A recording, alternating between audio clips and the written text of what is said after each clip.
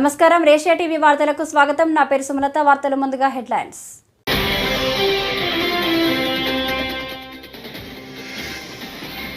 ముంబై నటి కేసులో ఎంత పెద్దవారున్నా వదిలే ప్రసక్తే లేదని హోంమంత్రి అనిత.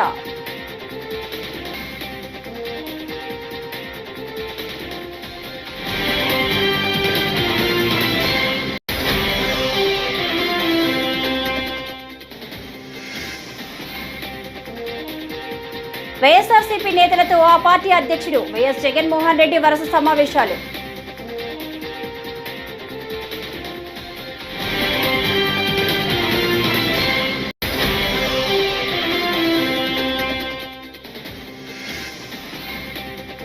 సింహాద్రి అప్పన్ను మంత్రి నారా లోకేష్ దర్శించుకున్నారు. ఆలయంలో నిర్వహించిన ప్రత్యేక పూజలు.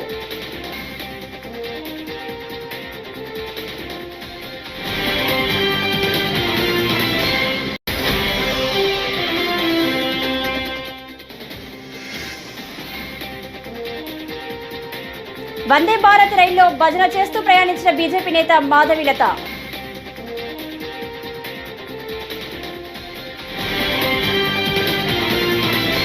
ఇక డీటెయిల్స్ చూస్తే, ముంబై నటి కేసులో ఎంత పెద్దవారున్నా వదిలే ప్రసక్తి లేదని హోంమంత్రి అనిత ప్రకటించారు. ఇప్పటికే 3 ఐపీఎస్లను సస్పెండ్ చేశామని గుర్తు చేశారు. మరికొంతమంది పోలీసులను విచారిస్తున్నట్టు చెప్పారు. బాధ్యులుగా తేలితే కఠిన చర్యలుంటాయని స్పష్టం చేశారు. కేసులో దర్యాప్తు చురుగ్గా సాగుతుందని చెప్పారు. రాజకీయాలు చేయడం అనేది పక్కన పెడితే ఈరోజు ప్రతి ఆడపిల్లని రక్షించుకోవడం పెద్ద బాధ్యత కింద మారిపోయింది. ఎందుకంటే ఈరోజు చైల్డ్ అబ్యూజింగ్స్ అనేవి ఎంత దారుణంగా ఉన్నాయంటే చిన్న పిల్లల మీద కూడా అత్యాచారాలు జరిగే పరిస్థితి.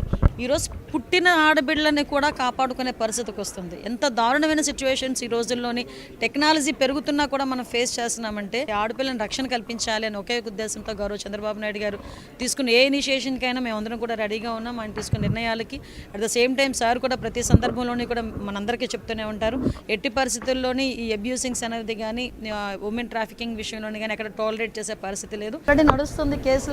కేసు పెట్టాము, అరెస్ట్ జరిగింది, విద్యాసాగర్ అరెస్ట్ కూడా జరిగింది. ఆల్రెడీ 3 ఐపీఎస్ని సస్పెండ్ చేశారు. వాళ్ళ మీద కూడా ఇప్పుడు తీసుకుంటున్నారు. వాళ్ళందరూ కూడా జరుగుతుంది. మనకి అన్నీ కూడా security main. At the same time ఈ గాంజాని డ్రగ్స్ని అరికట్టే పరిస్థితి ఉండాలి. ఎలాంటి సిచ్యువేషన్స్లోనూ కూడా ఇబ్బంది లేకుండా చూసుకుంటాం. మీరు ఇందాక ప్రతి ఎంక్వైరీ జరుగుతుంది. ఇందాక మీరు అడిగిన చిత్వాని కేసులో కూడా ఎంక్వైరీ చాలా క్లియర్గా జరుగుతుంది. అందరినీ కూడా ఇంటరాగేట్ చేస్తున్నారు, అఫీషియల్స్ కూడా ఇంటరాగేట్ చేస్తున్నారు. మేము అంటే ఎందుకు ఈ ఎగ్జాంపుల్ చెప్పానంటే ఎవరిని కూడా వదిలిపెట్టే ప్రసక్తి లేదు. అంటే ఎందులోని తప్పు చేశారు అనుకునేటప్పుడు ఎంత పెద్ద పొజిషన్లో ఉన్నా కూడా మేము ఇంటరాగేట్ చేస్తాము, ఎంక్వైరీ చేస్తాము, శిక్ష పడేట్టు చేస్తాము. దీనికి ఇమీడియట్గా మేము అందరం కూడా మీరు అందరూ చేసినట్టు సస్పెండ్ కూడా చేస్తాము. ఇంకా ఫర్దర్గా సస్పెన్షన్స్ ఉంటాయా లేవా అన్నది ఎంక్వైరీలో తేలుతుంది. అంతకు ప్రత్యేకమైన కోర్టులను ఏర్పాటు చేసే పరిస్థితి ఉందండి ఈరోజు. ఎందుకంటే ఫాస్ట్ ట్రాక్ కోర్ట్స్ని ఏర్పాటు చేసే పరిస్థితి ఉంది. వైఎస్ఆర్సీపీ నేతలతో ఆ పార్టీ అధ్యక్షుడు మాజీ సీఎం వైఎస్ జగన్మోహన్ రెడ్డి వరుస సమావేశాలు నిర్వహిస్తున్నారు. విశాఖ, అనకాపల్లి, అల్లూరి జిల్లాల నేతలతో గురువారం ఆయన సమావేశమయ్యారు. తాజా రాజకీయ పరిణామాలపై నేతలతో చర్చించారు. పార్టీ కార్యక్రమాలను ముందుకు తీసుకువెళ్లడంపై వైఎస్ జగన్ దిశానిర్దేశం చేశారు. ఈ భేటీలో సజ్జల రామకృష్ణారెడ్డి, బొత్స సత్యనారాయణ, గుడివాడ అమర్నాథ్, ఎమ్మెల్సీ వరద కళ్యాణి, అవంతి శ్రీనివాస్, కేకే రాజు పాల్గొన్నారు. కాగా నిన్న ఎన్టీఆర్, కృష్ణా, గుంటూరు జిల్లాలకు చెందిన పార్టీ నేతలతో సమావేశమయ్యారు.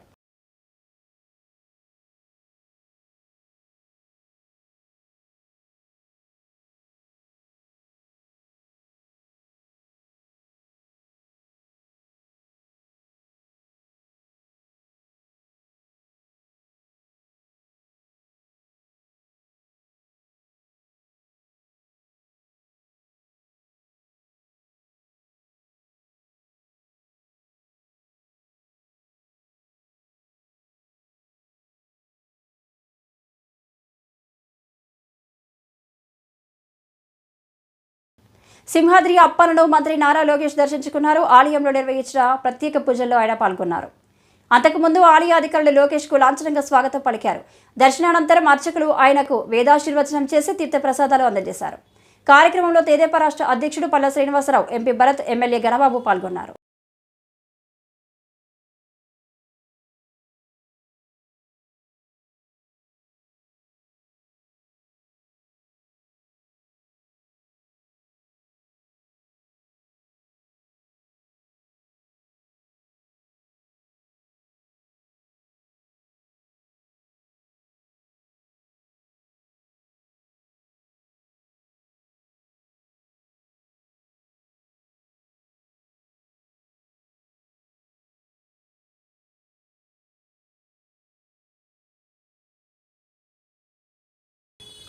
తిరుమల లడ్డు వివాదం ప్రస్తుతం దేశవ్యాప్తంగా చర్చనీయాంశమైంది. దీనిపై హిందూ సంఘాలు, ఏపీలోని కూటమి ప్రభుత్వం తీవ్రంగా స్పందిస్తున్నాయి. ఈ నేపథ్యంలో తాజాగా హైదరాబాద్ బీజేపీ పార్లమెంటరీ అభ్యర్థి మాధవీలత వందే భారత్ రైల్లో భజన చేస్తూ హైదరాబాద్ నుంచి తిరుపతికి ప్రయాణించారు. దీనికి సంబంధించిన వీడియోలు నెట్టింట పోస్ట్ చేశారు.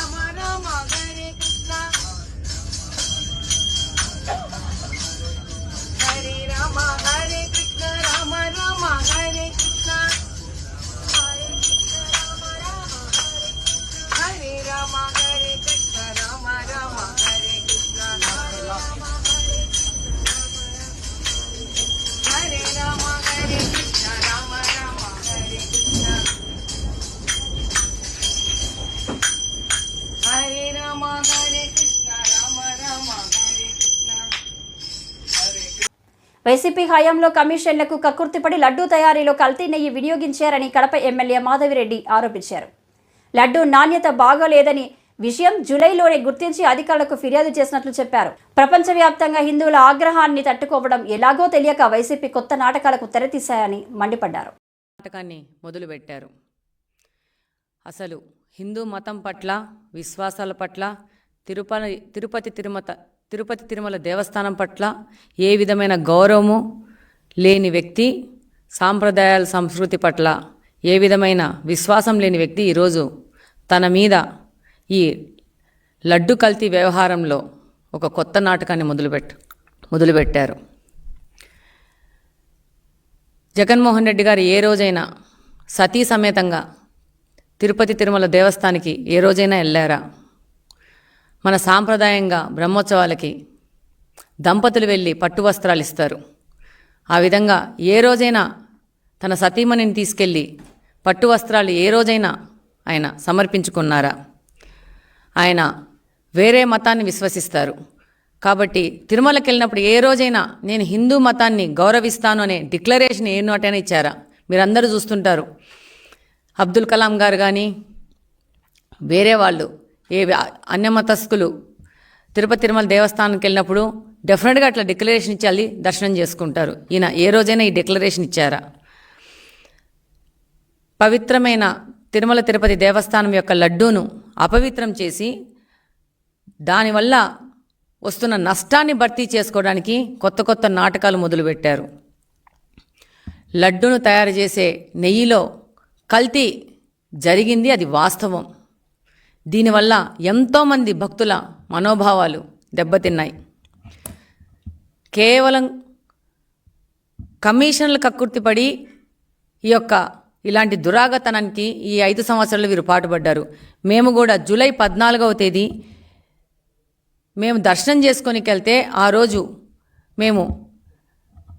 మీడియాతో మాట్లాడడం జరిగింది. అది మీడియా సంస్థలు కూడా ప్రసారం చేసినాయి. ఆ రోజు మేము మాట్లాడడం జరిగింది. లడ్డు నాణ్యత పెంచడానికి ఆ రోజు తిరుమల తిరుపతి దేవస్థానంలో దర్శనం అయిపోయిన తిరుపతి జిల్లాలోని శ్రీకాళహస్తీశ్వర ఆలయాన్ని రష్యా భక్తులు దర్శించుకున్నారు. సర్వదర్శనం క్యూ వరుసలో శివనామస్మరణతో శ్రీ వాయులింగేశ్వర స్వామి సమేత శ్రీ జ్ఞాన ప్రసూనాంబిక దేవిని దర్శించుకున్నారు. ఆలయంలోని శిల్పకళను, అందాలను వీక్షించారు. రష్యన్లతో ఫోటోలు దిగేందుకు మిగిలిన భక్తులు పోటీపడ్డారు.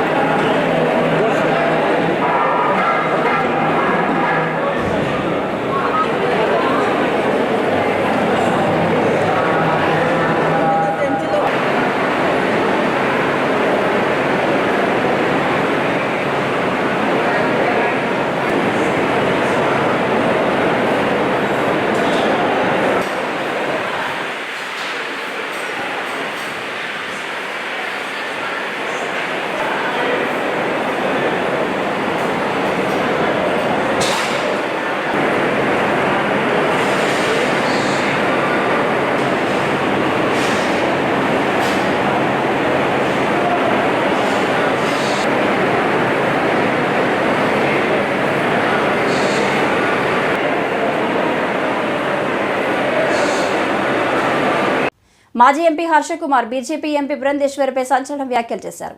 విశాఖ పోర్టులో దొరికిన 25,000 కేజీల డ్రగ్స్ గురించి ఎందుకు కూటమి ప్రభుత్వం నోరు విప్పడం లేదని ప్రశ్నించారు. ఆ డ్రగ్స్ పురంధేశ్వరివి కాబట్టే కూటమి ప్రభుత్వం దర్యాప్తు చేపట్టడం లేదని ఆయన మండిపడ్డారు. 50,000 కోట్ల డ్రగ్స్ను పక్కదారి పట్టించేందుకు లడ్డూలో కల్తీ నెయ్యి కలిసిందని కూటమి ప్రభుత్వం అసత్యాలు ప్రచారం చేస్తోందని ఆయన తెలిపారు. ఆ కంపెనీ పురంధేశ్వరి కొడుకు ఆ కంపెనీలో భాగస్తుడు అని చెప్పి వైసీపీ వాళ్ళు, లేదు చంద్రబాబు నాయుడుకు కూడా దీంట్లో వాటా ఉంది. అతను ఎండి ఒకసారి వాషింగ్టన్లో, న్యూయార్క్లో ఒక మహిళ మీద అసభ్యకంగా పరకంగా ప్రవర్తించి అమెరికా జైల్లో కూడా శిక్ష పొందాడు. వాడికి చంద్రబాబు నాయుడికి సంబంధాలు ఉన్నాయని చెప్పి కొంతమంది, ఇంతమంది ఇన్ని ఆరోపణలు చేశారు. పోనీ దానికి 1 కేజీయా, 2 కేజీలా, 3 కేజీలా కొకైన్ అంటే 25,000 కేజీలు. అది నేను చెప్పింది, మీరు చెప్పింది కాదు, సిబిఐ ప్రెస్ మీట్ పెట్టి చెప్పింది. దాని ఖరీదు 50,000 కోట్ల రూపాయల వరకు ఉంటుందన్నారు. ఏమైంది? దీని మీద ఎందుకు మాట్లాడవు చంద్రబాబు? 50,000 కోట్లు డ్రగ్స్ భారతదేశంలోకి వచ్చినంటే భారతదేశం నిర్వీర్యమైపోయే పరిస్థితి. మోడీయే కదా డ్రగ్స్. మీరెవరో ముగ్గురు మాట్లాడకపోతే ఈ డ్రగ్స్ మోడీయే అయి ఉండాలి. అందుకనే సిబిఐ దర్యాప్తు ఏం కనబట్లే.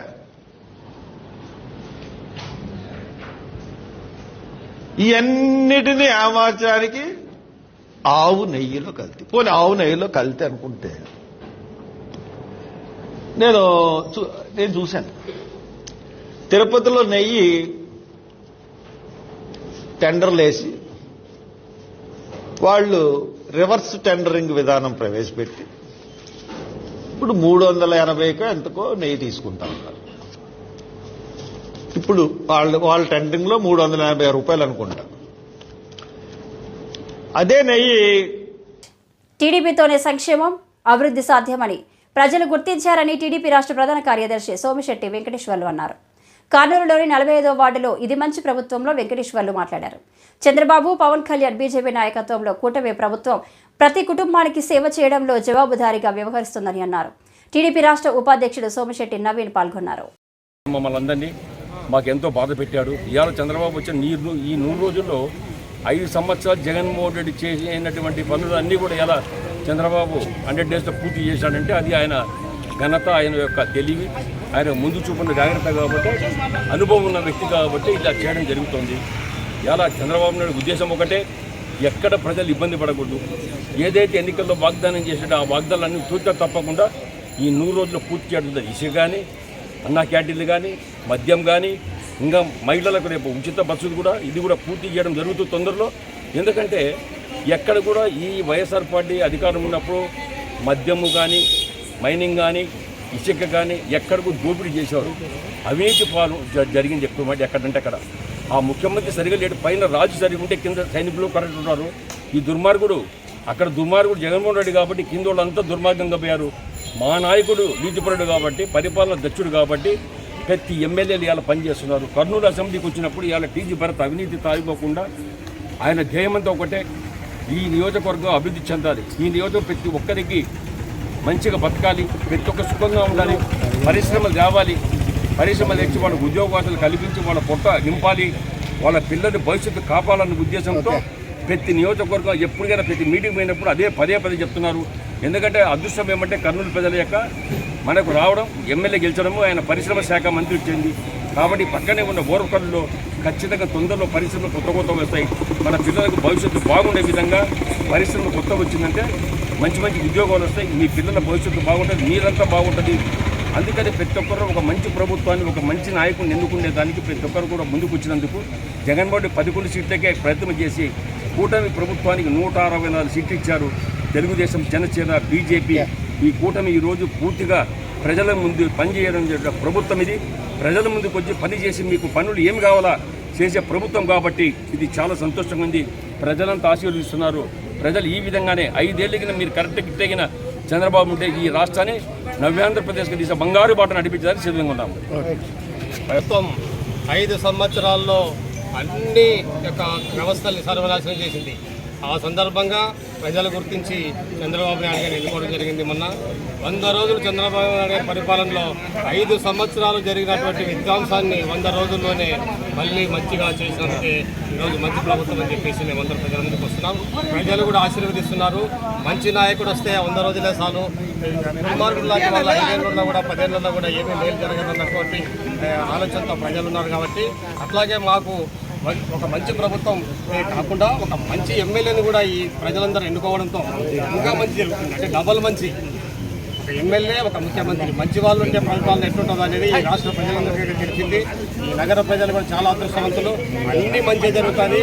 10-15 సంవత్సరాలు కూడా మా యొక్క యువనాయకుడు కాబట్టి బ్రహ్మాండంగా పరిపాలించి సమస్యలు లేకుండా పూర్తి చేస్తామని చెప్పేసి నాకు తెలియదు.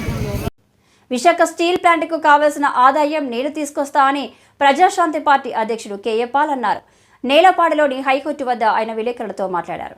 విశాఖ ఉక్కు ఫ్యాక్టరీకి సంబంధించి 24 ఎకరాలు అమ్మకూడదని కోర్టు తీర్పు ఇచ్చిందని స్టేటస్ కో కూడా తెచ్చానన్నారు. ఇప్పటికే 13,000 ఎకరాలు అమ్మేశారని, స్టీల్ ప్లాంట్ భూములు కలిసే ఉండాలన్నారు. ఈరోజు ఆంధ్రప్రదేశ్ హైకోర్టు 1లో ఆనరబుల్ సిజే గారి ముందు సుదీర్ఘంగా స్టీల్ ప్లాంట్ ఎందుకు అమ్మకూడదు, అమ్మేస్తాము అని వాళ్ళు ఫైల్ చేశారు.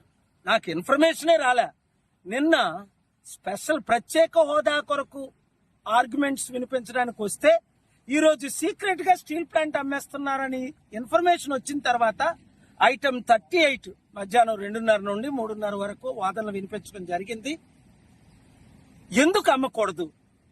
32 మంది ప్రాణాలు పెట్టారు, 1,00,000 కుటుంబాలు ఆధారపడి ఉన్నాయి. 55,000 కోట్లు మేము ట్యాక్స్ రూపంలో కట్టాం. 5,000 కోట్లు మాత్రమే మాకు ఇచ్చారు. 70 మంది రాజీనామాలు చేశారు. గంగవరం పోర్టు 1,800 కోట్లది, 1,800 ఎకరాలు 620 కోట్లకి ఎలాగ అమ్మిస్తారు? ఇలాగ మొత్తం వాదనలు వినిపించిన తర్వాత స్టీల్ ప్లాంట్ వాళ్ళు ఏమేమి చేశారు? అర్జెంటుగా మేము 24 ఎకరాలు అమ్మాలండి అని వాళ్ళకి ఆర్డర్ కొట్టేశారు. 24. అప్పుడు నేను చెప్పాను, సార్ ఇది డివైడ్ అవ్వకూడదు, ఇలాగ అమ్మకూడదు. మిగతా ఇప్పటికే 33,000 ఎకరాల్లో 13,000 ఎకరాలు అమ్మేశారని రుజువులు చూపించారు. అప్పుడు ఇంకా ఏది అమ్మకూడదు, దానికి కావలసిన ఆదాయం నేను తీసుకొస్తాను. ఎక్కడి నుంచి తీసుకొస్తాను? అమెరికా నుండి డొనేషన్ గా తీసుకొస్తాను అన్నదానికి కౌంటర్ ఫైల్ చేస్తామని మార్చి 14 అన్నారు కోర్టు 17లో. కౌంటర్ ఫైల్ చేస్తాం దానికి ఏప్రిల్ 25 శాస్త్రి గారు కోర్టులో అన్నారు. ఇప్పుడు వరకు ఎందుకు ఫైల్ చేయలేదంటే అడిషనల్ సొలిసిటర్ శర్మ గారు, సార్ నేను ఇంకో కోర్టుకి వెళ్ళిపోవాలని మధ్యలో వెళ్ళిపోయారు.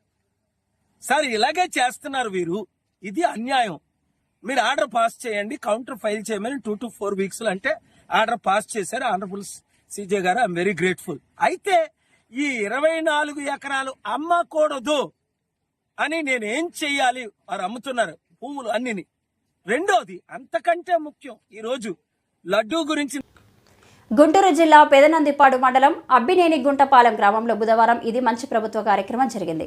కార్యక్రమంలో ఎమ్మెల్యే బూర్ల రామాంజనేయులు పాల్గొని కూటమి ప్రభుత్వం ఇచ్చిన హామీలను అమలు చేసి తీరుతుందని తెలిపారు. నియోజకవర్గ పరిధిలో అన్ని వర్గాల ప్రజలకు సంక్షేమ పథకాలు, అభివృద్ధి కార్యక్రమాలు తప్పక నెరవేరుస్తామని హామీ ఇచ్చారు. కార్యక్రమంలో కూటమి శ్రేణులు, సచివాలయ సిబ్బంది పాల్గొన్నారు.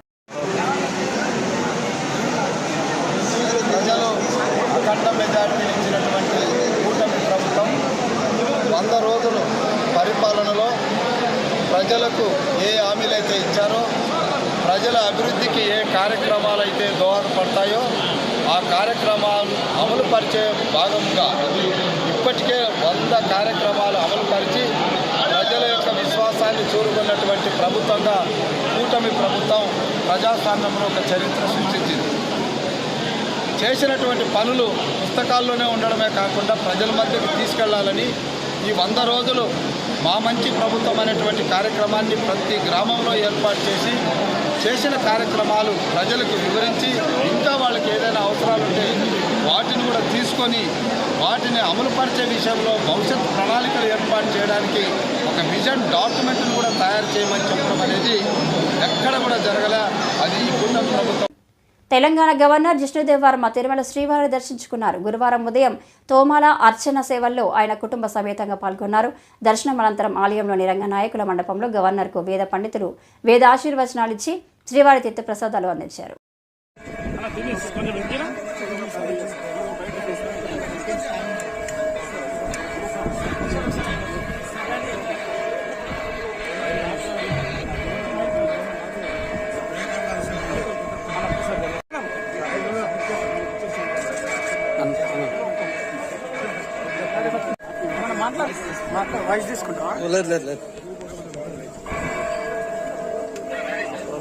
Okay okay okay okay done.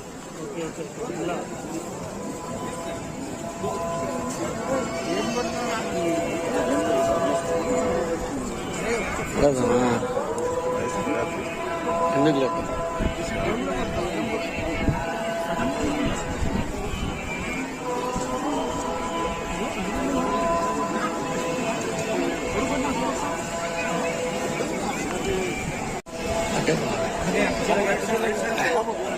ऐसा सर ऐसा అంటే వద్దులేదు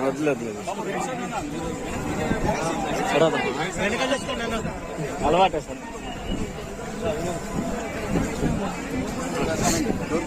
అడదా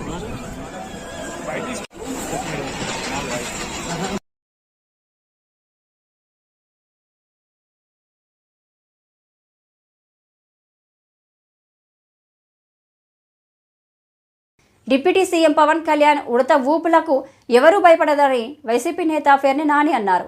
కుల మతాల పరంగా ప్రజలను రెచ్చగొడుతూ ఆయన నీచ రాజకీయాలు చేస్తున్నారని మండిపడ్డారు.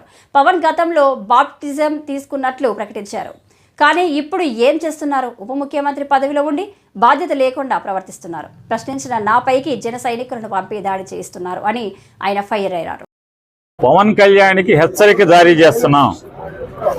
నీ ఉడత ఊపుళ్ళకి నీ చెంచాగాలని పంపించినంత మాత్రాన పేరుని నాని గాని వైఎస్ఆర్ కాంగ్రెస్ పార్టీ గాని నీ ఉడత ఊపుళ్ళకి ఊగేది లేదు, దడిసేది లేదు.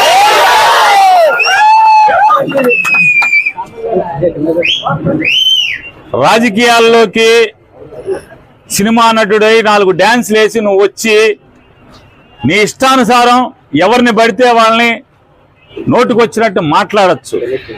నోరుకి అదుపు లేకుండా ఏది పడితే అది మాట్లాడచ్చు. ఒక సిద్ధాంతం ఉండదు. నిన్నేమో కులం లేదంటావు, నిన్న మతం లేదంటావు, ఇవాళేమో మతాల్ని రెచ్చగొడతావు. హిందువులందరూ బయటికి రండి. అదే చర్చిలోనో మసీదులోనో ఏదైనా జరిగితే వాళ్ళందరూ రోడ్డెక్కరా, వాళ్ళకు చూసి వాళ్ళకున్న ఐకమత్యం కూడా హిందువులకు ఉండదా అని మాట్లాడుతుంటే ఈ రకంగా సమాజంని కులాల పరంగా మతాల పరంగా ఎన్నికల ముందు వరకు కులాల పరంగా రెచ్చగొట్టి ఇవాళ మతాల పరంగా రెచ్చగొట్టేటువంటి దౌర్భాగ్య నీచ రాజకీయాలు చేస్తున్నటువంటి పవన్ కళ్యాణ్ని ఎండగట్టాను. అయ్యా, గతంలో నువ్వేనా బ్యాప్టిజం తీసుకున్నావు?